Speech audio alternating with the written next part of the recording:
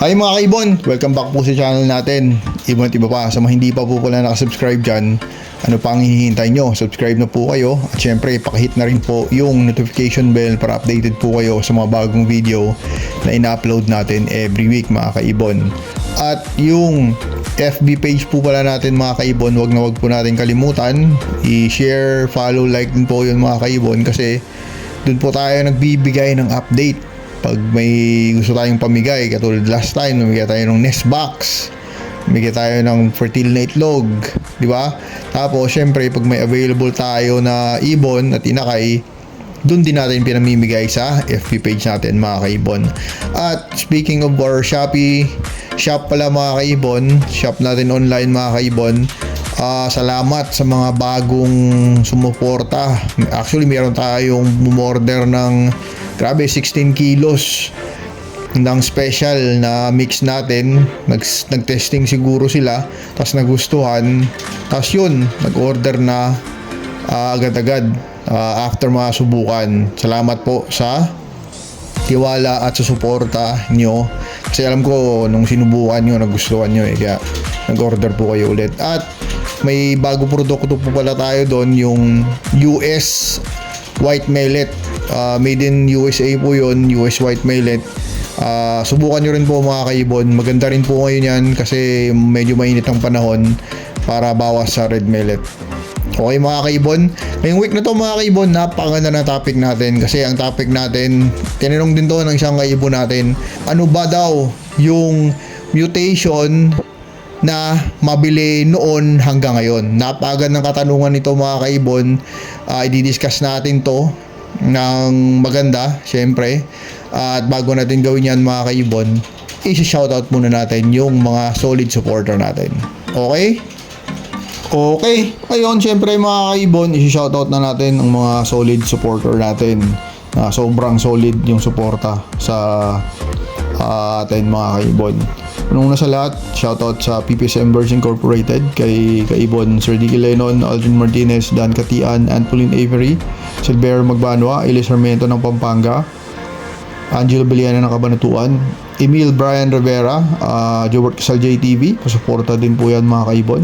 Kay Kaibon Rolly Villegas, shoutout din po kay Frank Aguilar ng Binoan Rizal, Elmer Sinedosa ng Binoan Rizal, Papa Mar Mamalin, Tito Von, E&C Mini Avery, Jeng and Betty Avery from Tondo, Erwin Roy Ortiz, Di Makali, Rico Nilasca, D. Lerona Mini Avery ng Makati, Jojo Avery, Family Esperaguera ng Pambong Bulacan, sina Rowena, James at Bechay, Genesis Runtos, Nino Luis Runtos, Babaero Line ni Kaibon Erwin Punzalan, Mac John Basco ng Southern Leyte, Paris Avery ng Makati, FJ Birds, Jaidet Ibunan ng Taguig, Guadalupe, kay Kaibon Remil Padis, John Ramos ng Bukawe, Tatay Jun ng Oldies But Goodies Aviary ng Lower Antipolo, nabuhay po kayo dyan sa Antipolo, at kay Kaibon Sarge Force. Maraming salamat po sa suporta nyo mga kaibon. Okay, ngayon syempre mga kaibon, i-discuss na po natin yung napakagandang topic natin. Isang tanong din ng isang kaibon natin. Ano daw po yung mabiling ibon mula noon hanggang ngayon? Napakagandang katanungan nito mga kaibon. At syempre i-discuss natin to. Actually, parang ano na ngayon naunahan na siya ng isa, pero mabili din siya nung una siya. Sa tansya natin mga kaibon, sa opinion natin, siya talaga yung pinakamabili nung una. Tapos mga pangalawa tong isang to na mutation na to, pero ngayon mukhang nagkabaliktad na po ata mga kaibon. Okay, dalawang mutation na to mga kaibon na i-discuss natin. Pero mula noon hanggang ngayon, ito po yung napakabiling mutation talaga. Mula noon hanggang ngayon, kahit may mga bagong mutation na pumasok dito sa Pilipinas, sila pa rin yung ginagamit pang bangga doon. Kasi napakaganda po talaga nila. Okay mga kaibon, i-discuss natin yan. Pero bago natin i-discuss yan mga kaibon, syempre kung noong unang panahon, di ba? Nag-discuss din tayo actually siguro ng ganito, mga pinipredict natin na mutation na tatagal at sisikat sa mundo ng pag-ibon. May mga mutation tayo na nabanggit doon na actually may mga nagalit sa atin talaga nung binanggit natin yung gray wing na mutation na yun, na sinabi talaga natin na medyo pabagsak na talaga ang presyo ng gray wing. Pero tingnan nyo ngayon mga kaibon, saan na ba yung gray wing ngayon mga kaibon? Sino ba ang nagbabangga ng gray wing ngayon mga kaibon?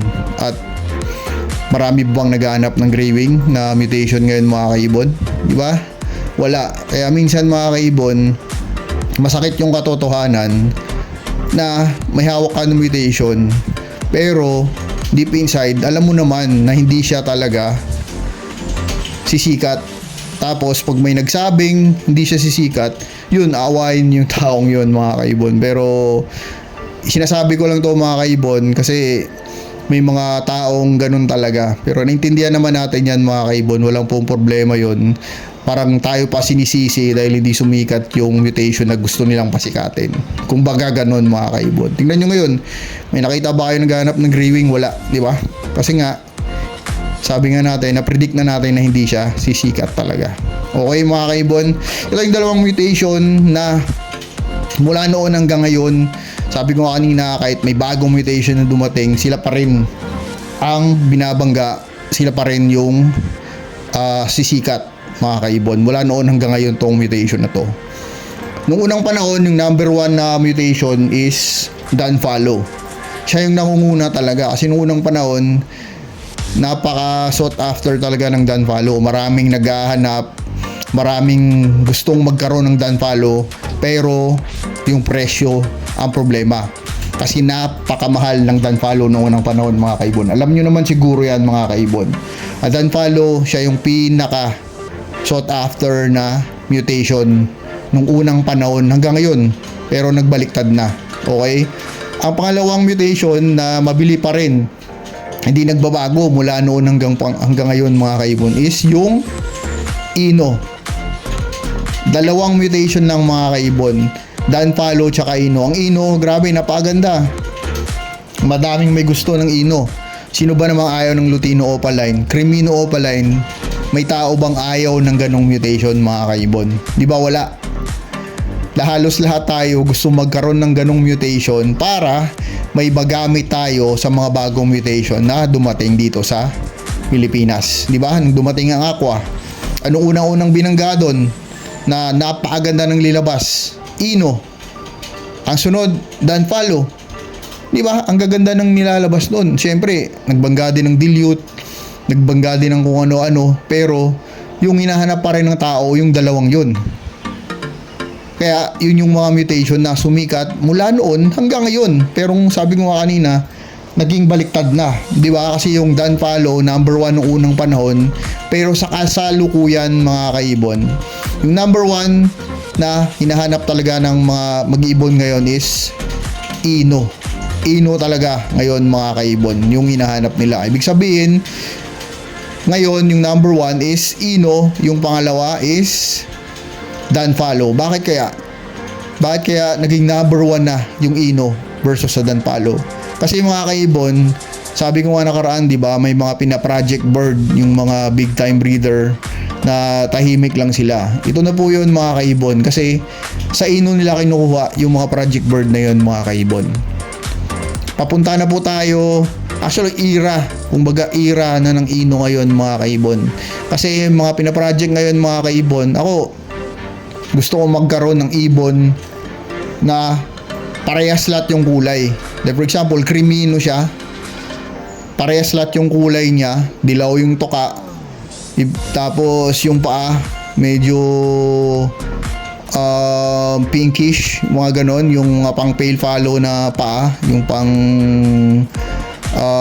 lutino na paa, yung mga ganon yung gusto ko, tas dilaw yung toka. Kasi pag dilaw yung toka, ibig sabihin nun may kargang yellow face na yon mga kaibon. Di ba? Ang pinaproject natin dyan mga kaibon is syempre galing sa Ino. Sino ba naman mag-iibon na ayaw sa Lutino yellow face o Crimino yellow face o Aqua Opa Ino Yellowface. Sino ba namang ayaw ng ganong mutation, mga kaibon? Siyempre wala, di ba? Lahat yan gustong-gusto. Gustong-gusto, mga kaibon. Actually, last time, di ba may apat tayo na Lutino Opa Split Yellowface. Actually, may gustong kumuha ng ibon natin, mga kaibon.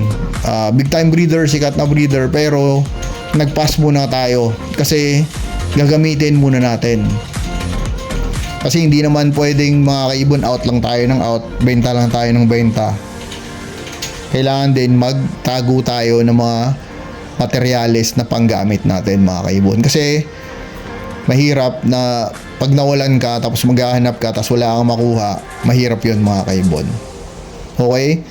At yung Ino ngayon, mga kaibon, grabe talagang naghahanap. Sobrang daming naghahanap. Actually, may message din sa atin, nagbabuying sila ng Aqua Opa Split Ino, pero mga proven cock na ang hinahanap nila, mga ganun. Mga breeder din, na mga malalaking breeder din, mga kaibon. Kaya sabi ko, Ino pa rin yung hinahanap talaga. Yung mga Aqua Split Ino, YF Opa Ino, mga ganun pa rin talaga yung hinahanap ngayon. Kaya naging baliktad na ang sitwasyon. Kaya kung mapapansin nyo, mga kaibon, yung Dan Follow, sikat pa rin naman. Hindi pa rin naman nalalaos ang Dan. Marami na nga lang meron, pero hindi pa naman siya talagang katulad ng ibang mutation na katulad ng Pale Follow na nakalimutan na talaga ng iba, na kung baga hindi na siya visible sa market. Nandyan pa rin naman yung Dan. Kaya yung natira nga na mutation na lang na sikat mula noon hanggang ngayon is Ino tsaka Dan Follow. Ang unang panahon, number 1 yung Dan, pangalawa yung Ino, sa kalagitnaan pumasok din si Dilute, di ba? Tapos ngayon baliktad na. Una na si Ino, at the same time si Dan Follow ngayon, mga kaibon. Kasi mga pinaproject na ngayon, mga kaibon, binabangga nila ang Ino kasi may mga gusto silang ibon na ipalabas. Yun na nga yung mga malulupit na ibon na yun, mga kaibon. Sa kabutihang palad, may bago tayong parisan. Actually, binagyan na natin ng nest box nung last time kasi hindi pa naman magbe-breed yun. 7 months pa lang naman yung hen. Aqua, ang ID ng ibon is Homo Aqua Opa Ino. Homozygote na po, Aqua Opa Ino, nakak. Tapos yung kapares niya is YF Opa Ino, possible sa split sa blue, mga kaibon. Pag kumarga yung blue, ibig sabihin mga aqua na ilalabas, Aqua Opa Ino, split Yellowface na. Mga ganun na ang ilalabas nun, mga kaibon. Kaya napaka thankful natin na nagkaroon tayo ng opportunity na magkaroon ng mga ganung klaseng ibon. At the same time, yung palid natin na may kargang Ino din, may kargang Yellowface din, tapos binanggari natin sa Yellowface na may Opa na may kargang Ino din, may itlog na rin. Good news rin yun, mga kaibon, may itlog na rin sila. Kaya sana sa summer na to, kahit mainit, tinututukan talaga natin ng electric fan yun, mga kaibon. Kaya sana hindi sila mapano yung itlog nila. Hindi ko napansin, mga kaibon, nag-itlog na pala sinalang ko lang kasi baka magmamolting actually pa para sabi ko hindi pa naman siguro magme-mate to, pero hindi ko napansin. Pag silip ko may itlog na pala, alanganin na itigil pa. Tinuloy ko na lang, baka isang clutch lang yan, tapos pagpapahingain muna natin kasi nga sa sobrang init. After that, pahinga na talaga kasi mainit nga, masasayang din yung itlog. Kaya excited din tayo ron, mga kaibon. Kahit mainit, positive pa rin tayo. Okay, mga kaibon, sana po nag-enjoy kayo sa munting topic natin ngayon, mga kaibon. At sana nag-enjoy kayo. Paki-comment down below din po, mga kaibon, kung ano yung mga opinion nyo, kung ano yung naiisip nyo na sisikat na mutation, bagong mga mutation na darating, o bagong mga, kung wala man bagong mutation, yung combination, ibig sabihin yung mga fusion ng mga mutation na meron tayo dito sa Pinas. Okay, mga kaibon, God bless po sa pamilya, no? God bless po sa lahat ng mga ibon. God bless po sa lahat ng minamahal nyo sa buhay. See you next time po. iba pa. Maraming salamat po.